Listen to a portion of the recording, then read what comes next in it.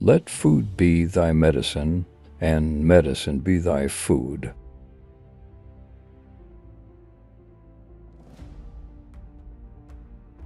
Wherever the art of medicine is loved, there is also a love of humanity.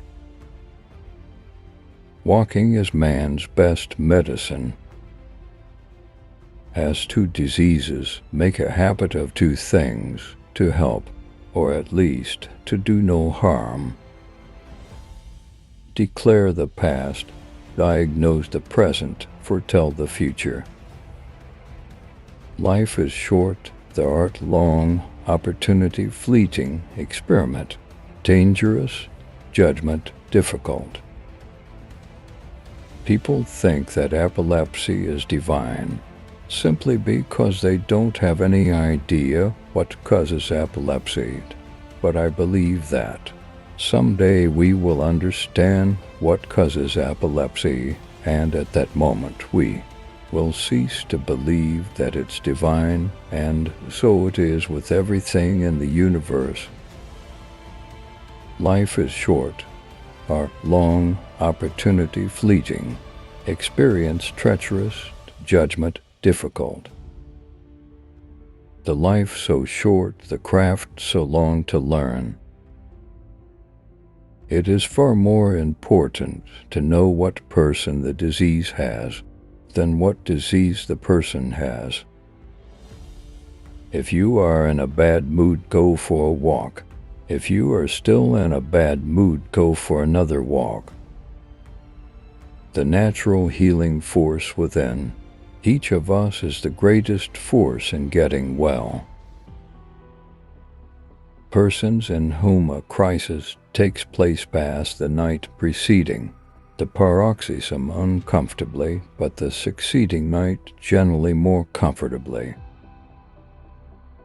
What remains in diseases after the crisis is apt to produce relapses.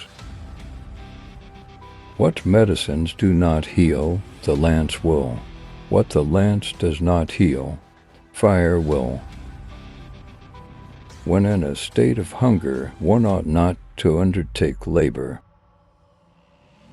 In acute diseases it is not quite safe to prognosticate either death or recovery. But if they called everything divine, which they do not understand, why there would be no end of divine things. Only a pure heart can recognize a beautiful and a happy soul.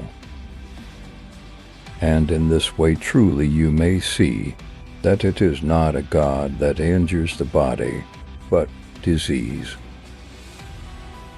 There is an art to medicine as well as science, and that warmth, sympathy, and understanding may outweigh the surgeon's knife. Before you heal someone, ask him if he's willing to give up the things that make him sick.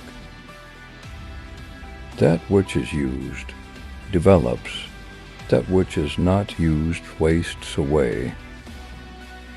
A wise man should consider that health is the greatest of human blessings, and learn how by his own thought to derive benefit from his illnesses. Healing is a matter of time, but it is sometimes also a matter of opportunity. Extreme remedies are very appropriate for extreme diseases.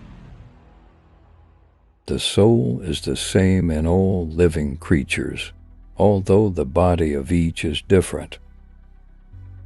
Natural forces within us are the true healers of disease. If we could give every individual the right amount of nourishment and exercise, not too little and not too much, we would have found the safest way to health. Cure sometimes, treat often, and comfort always. When sleep puts an end to delirium, it is a good symptom. Persons who have a painful affection in any part of the body and are in a great measure sensible of the pain, are disordered in intellect.